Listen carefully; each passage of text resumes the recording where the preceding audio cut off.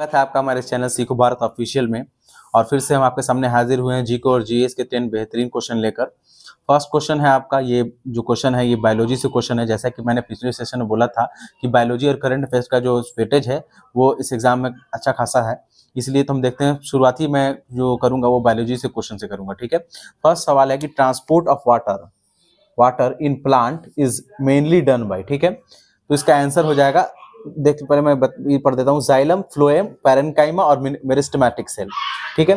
तो इसका आंसर होगा जाइलम। जो जाइलम जो है वो रिस्पॉन्सिबल होता है, इसके अंदर ट्रांसपोर्ट होता है आपका minerals as well as water जो है इससे ट्रांसपोर्ट होता है।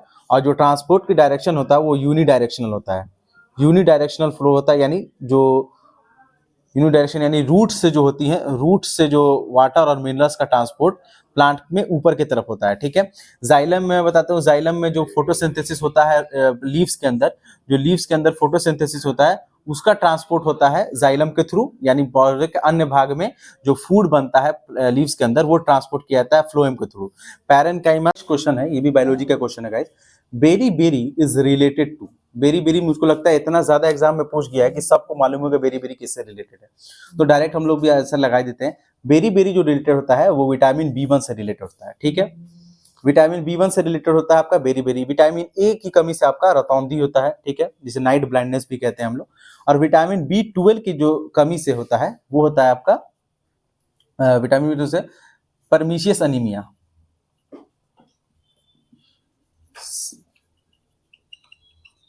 परमिशियस एनीमिया विटामिन बी12 की कमी से होता है, ठीक है। और इससे बेरी बेरी सही ऑप्शन है आपका बेरी बेरी। विटामिन ए से भी मैं बता दूं, विटामिन ए की कमी से आपका नाइट ब्लाइंडनेस हम लोग इसे कहते हैं, लोग नाइट ब्लाइंडनेस, ठीक है। नाइट ब्लाइंडनेस विटामिन ए की कमी से होता है, ठीक है। विटामिन डी के बारे में थोड़ा सा बता देता हूं। विटामिन डी का जो रिलेशन है वो, विटामिन डी हमारे बॉडी के अंदर मतलब बेसिकली स्किन में फॉर्म होता है by the presence of sunlight, ठीक है। तो सनलाइट के प्रेजेंस विटामिन डी के फॉर्मेशन के लिए बॉडी में इंपॉर्टेंट है।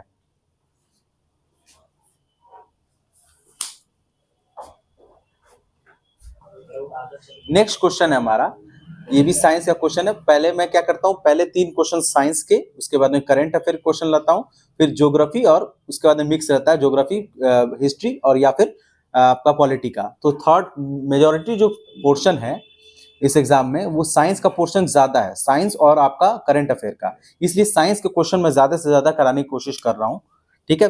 नेक्स्ट क्वेश्चन देखते हैं। क्वेश्चन नंबर 3 कह रहा है कि रेटिनॉल इज ऑल्सो कॉल्ड, मतलब रेटिनॉल को और क्या कहा जाता है, ठीक है। तो इसका सही ऑप्शन होगा विटामिन ए।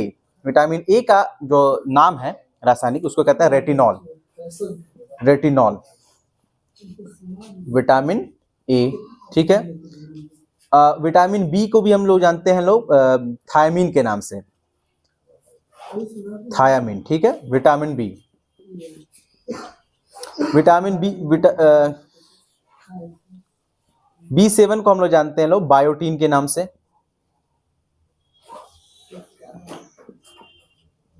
बायोटीन के नाम से जानते हैं लोग हम लोग B7 को, ठीक है, विटामिन B7। और B2 को हम जानते हैं लोग राइबोफ्लेविन के नाम से, राइबोफ्लेविन B2, ठीक है। उसी तरह B2 के भी various vitamin B1, B2, B3, B4 उनके भी अलग अलग नाम होते हैं। इन सब को थोड़ा मोड़ा आपको मालूम होना चाहिए कि इन सब के नाम को, मतलब नाम और विटामिन किस तरह से रिलेट करते हैं एक दूसरे से, ठीक है। नेक्स्ट क्वेश्चन है, ये करंट अफेयर का क्वेश्चन आ गया। अब 56th tiger reserve of India is in which state, कह रहा कि 56 नंबर वाला 56 यानी 56वां टाइगर रिजर्व भारत का किस राज्य में है, ठीक है, ठीक है, माफ करना यहाँ 56 छूट गया था। तो 56th tiger reserve of India is in which state, और याद रखना ये थर्ड लार्जेस्ट है, ठीक है, थर्ड लार्जेस्ट टाइगर रिजर्व है ये, ठीक है। ये कौन से राज्य में है, ऑप्शन है केरल, कर्नाटक, बिहार एंड छत्तीसगढ़। सही ऑप्शन हो जाएगा तुम्हारा छत्तीसगढ़, हाल ही में इसे शामिल किया गया है। इसका नाम है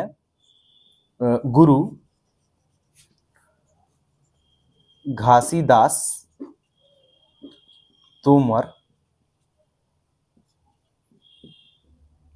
पिंगला टाइगर रिजर्व, ठीक है। और ये 56 नंबर का टाइगर रिजर्व है भारत का, और ये छत्तीसगढ़ में है, ठीक है। और थर्ड लार्जेस्ट है, ये भी रखना है, थर्ड या लार्जेस्ट है। बिहार है हमारा इसमें, तो बिहार में आप अभी हाल ही में कैमूर को अप्रूवल मिला है टाइगर रिजर्व के लिए, और एक जो है जो Valmiki Nagar national tiger reserve वो हमारे यहाँ पे है। ये नेक्स्ट क्वेश्चन है, ये भी आपका करंट अफेयर से रिलेटेड क्वेश्चन है। कह रहा है कि who gave the name of cyclone असना, ठीक है। साइक्लोन असना को नाम किसने दिया है, ठीक है। आपको मालूम है कि जब भी साइक्लोन आते हैं तो उनका नामकरण किया जाता है। ये पूछ रहा है कि इस साइक्लोन का, जो साइक्लोन असना है, इसका नामकरण किसने किया है।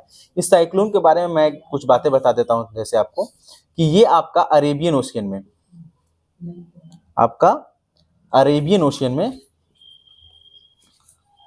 ठीक है, अरेबियन सी में ये उठा था तूफान, और इसका जो नामकरण है वो इंडिया ने, मैं इंडिया कह रहा हूं, इसका नाम जो है वो पाकिस्तान ने किया नामकरण, ठीक है।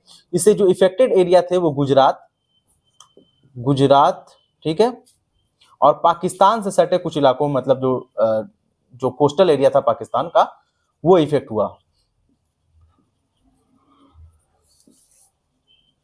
ठीक है। ये भी करंट अफेयर का क्वेश्चन है, इसका डायरेक्ट आंसर देखता हूं क्या होगा। Country first Hindi literary museum was open in, इसका ऑप्शन आपके सामने है अंबाला, लखनऊ, वाराणसी और झांसी, और इसका सही आंसर हो जाएगा वाराणसी, ठीक है। वाराणसी के ये काशी में ओपन किया गया, ठीक है, काशी में इसको ओपन किया गया है। नेक्स्ट क्वेश्चन है करंट अफेयर का क्वेश्चन है, मतलब करंट अफेयर कह रहा हूं मैं, ज्योग्राफी का क्वेश्चन है ये। कृष्णा सागर डैम जो है, कृष्णा सागर डैम किस नदी के ऊपर बना हुआ है, ठीक है। नाम से कंफ्यूज नहीं होना है, इसके आगे कृष्णा है तो नाम से कंफ्यूज नहीं करना है, ठीक है। और पॉज लीजिए, आप अपना आंसर बताइए। इसका सही जवाब हो जाएगा कावेरी नदी, ठीक है, ठीक है। कावेरी नदी के किनारे ये कावेरी नदी के ऊपर ये कृष्णा सागर डैम बना हुआ है। ये कर्नाटका में है, ठीक है, कर्नाटका में, ठीक है, कर्नाटका में है ये, और कर्नाटका में ये डैम आपका सिचुएटेड है, ठीक है। गोदावरी देख लेते हैं, गोदावरी, कृष्णा और नर्मदा, इनके ऊपर भी कुछ कहीं कहीं जगह पे डैम बना हुआ है, ठीक है। कृष्णा से कंफ्यूज नहीं होना है कि इसके नाम में कृष्णा है इसलिए कृष्णा सागर डैम, ये भी कृष्णा सागर डैम, दोनों को मिला देते हैं, कृष्णा सागर डैम कृष्णा नदी के ऊपर बना हुआ है, ऐसा नहीं है। ये कावेरी नदी के ऊपर बना है, और कहाँ पे जगह पे है, कर्नाटका में, ठीक है। नर्मदा नदी के ऊपर भी एक बहुत मशहूर डैम बना हुआ है, आप कमेंट सेक्शन में बताएंगे कि वो उस डैम का नाम क्या है, ठीक है। नेक्स्ट क्वेश्चन है, Odantapuri monastery was built by, option A है धर्मपाल, बी गोपाल, और यहाँ पे सी होगा, सी कुमारगुप्त, और डी है भारता। इसका सही ऑप्शन हो जाएगा आपका गोपाल, ठीक है। अब ये गोपाल कौन है, गोपाल जो है ये फाउंडर है, किस चीज के फाउंडर है भाई, ये फाउंडर है आपका पाल डायनेस्टी के, ठीक है, ये पाला डायनेस्टी के फाउंडर है, ठीक है। धर्मपाल भी इंपॉर्टेंट है, इन्होंने एक विश्वविद्यालय की स्थापना की जिसका नाम है विक्रमशिला, विक्रमशिला विश्वविद्यालय की स्थापना धर्मपाल ने की थी। कुमारगुप्त ने भी विश्वविद्यालय की स्थापना की थी, इसका नाम है नालंदा, नालंदा यूनिवर्सिटी। अभी नालंदा यूनिवर्सिटी काफी चर्चा में रही है, नालंदा राजगीर में विश्वविद्यालय है, और इसको 800 वर्षों के बाद पुनः निर्मित किया गया है। कमेंट सेक्शन में बताएंगे नालंदा विश्वविद्यालय के विध्वंस से किसे जोड़ के देखा जाता है, ठीक है। और भारता जो है, भारता ने भी एक विश्वविद्यालय की स्थापना की थी, जो भारत का सबसे पुराना विश्वविद्यालय, जिसका नाम है तक्षशिला, ठीक है, तक्षशिला यूनिवर्सिटी की स्थापना भारता ने की थी। नेक्स्ट क्वेश्चन है, हिस्ट्री का क्वेश्चन है ये, हु इंट्रोड्यूस नौरोज, नौरोज को किसने परिचित कराया था भारत में। नौरोज एक पर्शियन त्योहार है जिसको भारत में इंट्रोड्यूस कराया गया था। ऑप्शन आपके सामने बलबन, इल्तुतमिश, ऐबक और अलाउद्दीन खिलजी। इसको इंट्रोड्यूस कराया था भारत ने बलबन ने, ठीक है।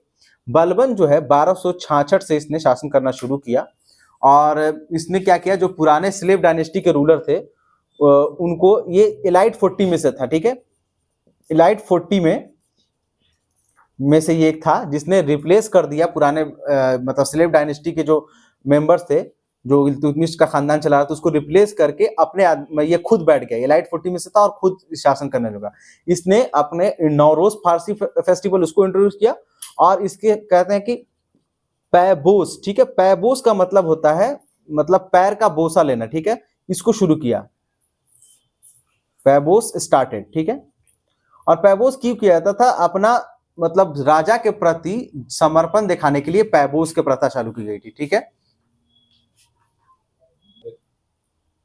नेक्स्ट क्वेश्चन और आज का आखिरी सवाल ये है, इन विच 5 ईयर प्लान से, ये क्वेश्चन इकोनॉमिक्स का सवाल है, इन विच 5 year plan agriculture was main agenda, किस 5 ईयर प्लान के अंदर एग्रीकल्चर को मेन एजेंडा बनाया गया था, ठीक है। इसका सही ऑप्शन हो जाएगा फर्स्ट 5 ईयर प्लान में। फर्स्ट 5 ईयर प्लान जो है ना वो 1951 से लेकर 1956 में आया, और इसको हेराल्ड डोमर मॉडल कहते हैं, ठीक है। ये दो अलग अलग इकोनॉमिस्ट हैं जिन्होंने ये मॉडल दिया था, और इसमें जो है क्योंकि हमारा देश जो अभी अभी बना हुआ था, प्रथम आम चुनाव 1951 के बाद भारत पहली बार अस्तित्व में आया, और इसके सामने बहुत सारी चुनौतियां थी, ठीक है।